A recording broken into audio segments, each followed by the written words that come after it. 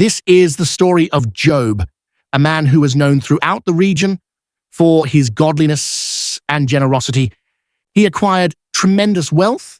He accumulated thousands of sheep, camels, oxen, and donkeys, and employed a sizable number of servants to look after his property. He also had 7 sons and 3 daughters who he loved very much, and he lived in a place called Uz, which some believe to be located somewhere in northern Arabia. On one occasion, all of his sons decided to throw a party in one another's house and invited all their friends. And so there was great revelry and feasting until late into the night. Afterwards, Job woke up very early and sacrificed burnt offerings for his children, lest they had sinned and cursed God in their hearts. It's important to note that while Job was extremely wealthy, he never bragged or boasted about how much money he had or used his wealth to look down on other people. Instead, he shared it generously with those who needed it and never let it go to his head. One day, all of the heavenly beings gathered together before the Lord, and even Satan came among them. The Lord then turned to Satan and asked, "Have you considered my servant Job? There is none like him on earth. He is blameless and upright, one who fears God and turns away from evil." And Satan replied, "Does Job fear God for nothing? Has he not made a hedge or wall around his house? You have blessed him on every side, and his family enjoys peace and prosperity. But just stretch out your hand and touch everything that he has, and he will surely curse you to your face." So the Lord allowed Satan to do whatever he wanted to Job's possessions, but he was forbidden to harm Job himself. And Satan took this opportunity to unleash his wrath upon the unsuspecting man. In a single day, calamity fell upon Job and his family. First, a messenger arrived breathlessly announcing that the Sabaeans, a nomadic tribe known for their raids, attacked and killed his servants and took his oxen and donkeys. Before Job could respond, another messenger burst into the room shouting that fire from heaven had fallen and burned up his sheep and the servants.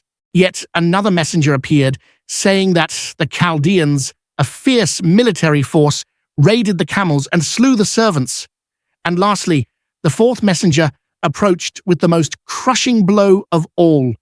He announced that Job's sons and daughters had been feasting in the house when a great wind struck and the house collapsed, killing all of them. At first, Job didn't believe what he was hearing, thinking it was some kind of bad dream. But as he went outside to look, he saw the mangled bodies of his children strewn across the ground, their lives cut short in an instant. This tragedy shook him to his core, and he tore his robe, shaved his head, and fell to the ground in worship. He cried out to God and said, "Naked I came from my mother's womb, and naked shall I return. The Lord gave, and the Lord has taken away. Blessed be the name of the Lord."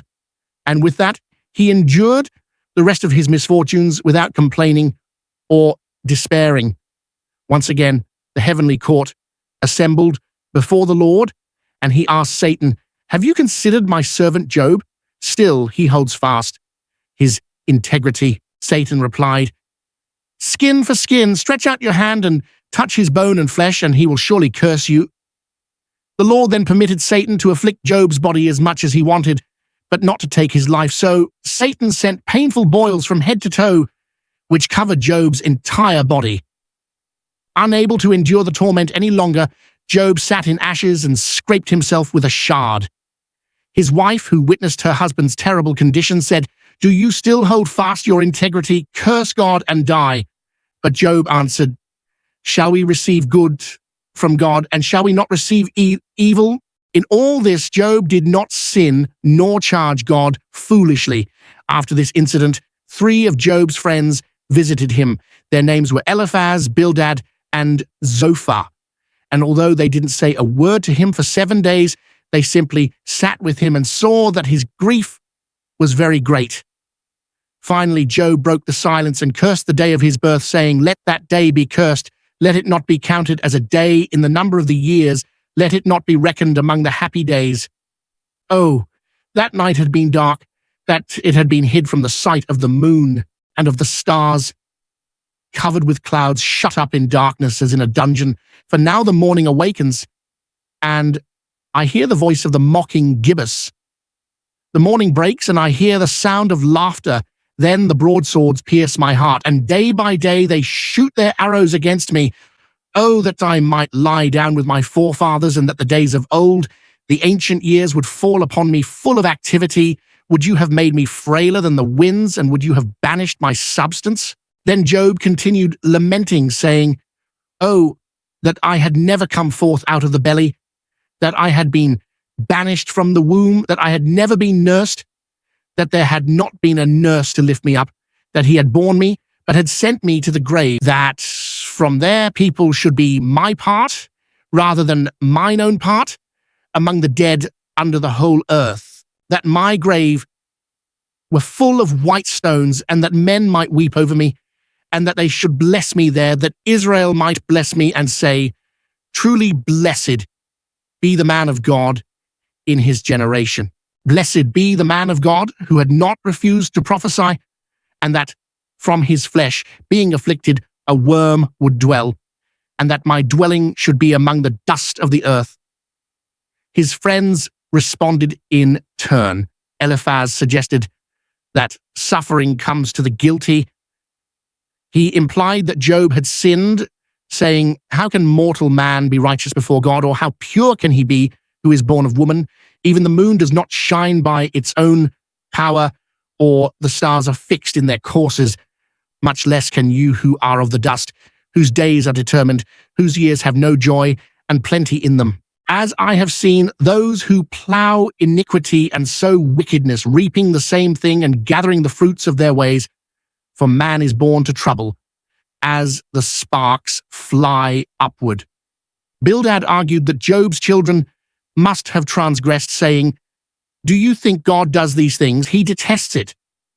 No, he does not delight in destroying the children for their fathers, that the guilt of parents would be transferred to children. How then can you tell us that our words are lies? If you are innocent, surely he will deliver you. And if there is wickedness in your hands, he will pay them back. If your children are with you, they have sinned against him, and they have brought down their iniquity upon themselves. Lastly, Zophar accused Job of wickedness, saying, How long, O wretched comforters, who will it be? Should we speak according to your pleasure? Truly against yourselves. If God has dealt severely with Job, it was not because there were not some weight in his hands, for I raised up my hand to the Most High, that I should know the righteous judgment of God. Thus I am sure that God does not pervert justice, nor does the Almighty pervert it. Job defended himself against his friends, saying, You have spoken idly against God to justify yourselves. I might have lied against him. To this end would I not have suffered the thing. But I desire to wear humility upon my loins. I have been afflicted and despised, and no man cares that my pain has taught me. He insisted he had done nothing wrong to merit such destruction, yet he confessed his agony and pleaded for answers from God. He said, My frame is consumed within me like a moth. My days are like a garment. He cuts them up and throws them away, like a sparrow that darts and flies away.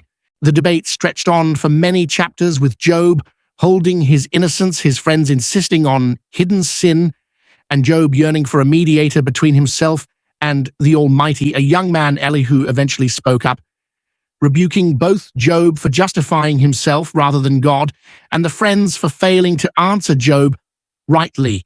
He proclaimed that God speaks through suffering to teach and correct. Then the Lord answered Job out of the whirlwind, asking him several questions about creation. He questioned Job about the foundations of the earth, the morning star, and the Pleiades constellation. He challenged Job to direct the paths of the seas or bind the chains of the constellations. Job realized he could not answer, and so he confessed, saying, I have uttered what I did not understand, things too wonderful for me. I had heard of you by the hearing of the ear, but now my eye sees you. Therefore I repent in dust and ashes. The Lord then rebuked Job's friends, declaring that they had not spoken rightly of him as Job had. He commanded them to offer sacrifices and cover Job's nakedness, and Job prayed for them, and the Lord accepted his sacrifice and blessed him again.